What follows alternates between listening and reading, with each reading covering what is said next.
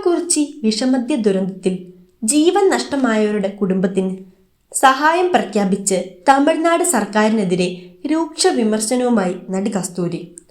സ്വന്തം കുടുംബത്തെ നോക്കാതെ വ്യാജമദ്യം കുടിച്ച് മരിച്ചവർക്ക് എന്തിനാണ് ധനസഹായം നൽകുന്നതെന്ന് താരം ചോദിക്കുന്നു. സോഷ്യൽ മീഡിയ പോസ്റ്റിലൂടെയാണ് കസ്തൂരിയുടെ വിമർശനം. 10 ലക്ഷം ആർക്കാണ് നൽകിയത്? രാജ്യത്തിന്റെ യശസ്സുയർത്തിയ കായിക താരത്തിനല്ല, രാജ്യത്തിനായി വീരമൃത്യു വരിച്ച സൈനികനോ കർഷകനോ അല്ല, കുടുംബത്തെ മറന്ന് കള്ളച്ചാരായം കുടിച്ച് മരിച്ചവർക്കാണിത് നൽകുന്നത്. ഈ മോശം ദ്രാവിഡ മോഡലിൽ 10 ലക്ഷം സമ്പാദിക്കാൻ കഠിനാധ്വാനിയാകേണ്ട കാര്യമില്ല, നല്ലൊരു കുടിയനായാൽ മതി, നടി കസ്തൂരി എക്സിൽ കുറിച്ചു.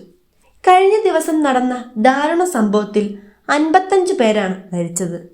120ഓളം പേർ ചികിത്സയിലാണ്. മദ്യദുരന്തത്തിൽ പ്രധാന പ്രതിയെ പോലീസ് പിടികൂടിയിട്ടുണ്ട്. ചിന്നദുരൈ എന്ന ആളാണ് അറസ്റ്റിലായത്. മദ്യദുരന്തമുണ്ടായ കരുണാപുരത്ത് ഇയാളാണ് വിഷമദ്യം വിതരണം ചെയ്തതെന്നാണ് പോലീസ് കണ്ടെത്തൽ.